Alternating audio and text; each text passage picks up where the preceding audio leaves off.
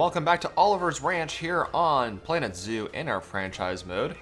Today we're not going to be doing another habitat speed build, but instead we're going to be going into a little bit more of the management side of things and really more about the money making side of things here in our zoo. So I thought it would be a great idea to actually get down a building toward the front of our park, or at least somewhat toward the front of our park, just so we can start incorporating some business practices in our zoo. So that includes things such as food and drink, restrooms, and an ATM, along with I think I put a vending machine in this one as well. So we're gonna incorporate some of the new items from update 1.3 into our awesome zoo. So the main reason why I'm doing this is because I want to really build up the inner circle part of the zoo, because my main plan is to really place down a bunch of habitats around basically a large circle is what it's going to be, considering that there's only 4 animals that we have for the Australia pack. So this is going to be a relatively small zoo. So therefore I'm just going to start getting down some basic things. So that's really why I decided to go with this project today. Now we don't really use any pieces except what really comes with the Australia pack theme. So we really just placed down the same type of pathway. It took a minute to get down the pathing system because I wanted to try to make it very tight and not too far away. Try to give it some space where space was, given, but it was really just a lot of give and take just to see what works out best. So we really set up this barn looking building. It kind of looks like a recycled building using old pieces, which is really the whole intention that Planet Zoo had when it released the Australia pack.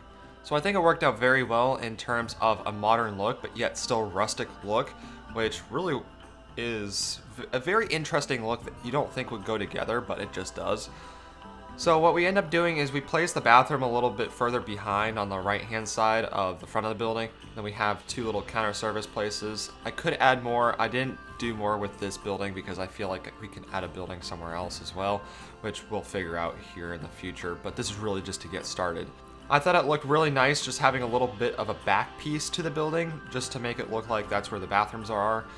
Now that I think about it, I should probably add some roof decorations to show that there's some sort of vent for the bathroom, because you need to vent the bathroom out, quite obviously. So there are some little areas that we could improve on to really make this place more realistic. But obviously we are not completely done with this, as we're only a few minutes in, so I won't jump too far ahead of myself. We do have this little water basin type area, so a little rain collector, whatever you want to call it. So we have an area for rainwater to get into a little reservoir for our building. So it's just a neat little look to our zoo. It's not functional or anything, nor does it need to be, because we're in a zoo. We have plumbing. We'll just assume that's the case. Now the plaza was a really big pain in the butt. I wanted to get in a small little planter, like a little garden bed of some sort, just so we can break up the pathing a little bit. And it does work out pretty well. It did take me quite a while to figure it out. Now, while I end up doing this project, I just want to go over what the plan is for the zoo. Now, I did mention that it's going to mainly be just a big circle of 4 habitats, which is the plan currently. I want to make sure that I do end up giving it enough room for expansion in the future. However, we're not going to proceed with it entirely that way, to where we just have big open gaps of nothing around us. So that's what I mean by that. Like the Shizen Hogoku Zoo, I still have a bunch of areas that are basically just open land, and in here we're probably going to try to really cut it off with a natural biome around the zoo, and maybe some more functional pieces that would really incorporate a realistic zoo.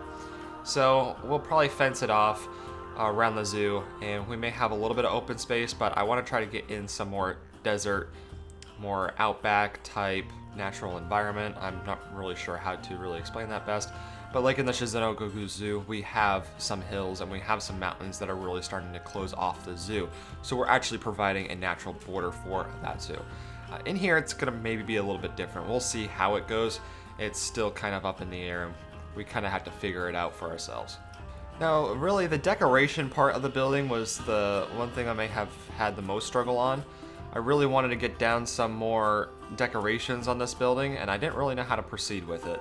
So I knew I had to put down some of the big things like putting up some lamps so we can actually provide some lighting at night, which would be very useful. So really, after we do a little bit more touch up on the building, we decide that we need to do a lot more touch up when it comes to the path. So I end up giving myself a little bit more room to work with here, and it worked out very well. We have a little vending machine on the side. I think it's pip shot, so people can get juice and people can get, I think, water there. And then we have an ATM machine right next to it. I didn't add in another vending machine because I didn't really feel like it. I want to put in a lot more counter service for this zoo. So we'll see how the management aspect of things go for this area. We had to play it by ear on this because things will change. We will have more guests at certain points in time where we may have to add in another service building of some sort and really accommodate for our guests. So I'm not trying to rely too much on the vending machines right off the bat. And with this little ATM here, I don't like how the ATM sticks out because sometimes ATMs are incorporated with a certain part of a building. I think as time goes on, we're not really fully incorporated in that anymore, but usually you see an ATM up against a building, so I really wanted to flush it up properly, and I thought it just worked best. So it was more like a maintenance inside type ATM and not so much a maintenance outside at that ATM. So I ended up putting a little bit more 3-dimension into this building. I think it works out better in this case. We end up throwing in some pipes there, and it just looks very interesting. Doesn't look like it's completely out of place, and really just adds some more architecture to this building. As it is, this building is very 2-dimensional on certain walls, so we're trying to avoid that. And of course, we have to add in some signs, such as our Chief Beef and our Gulpee sign. Those are our 2 counter service areas, soda and burgers, the obvious main ones. So that's just kind of where we went for right now. Obviously, we had to add in our bathroom sign, and it was really difficult to try to figure out what I wanted to do there because I had this lamp just outside the bathroom and it just kind of hung over, and I thought it just worked perfectly there, and then I needed to add in a bathroom sign somewhere, so just kind of throw it in somewhere. I also did want to get some customized letters for this building. I want to call it the barn because it looks like a barn, very obvious.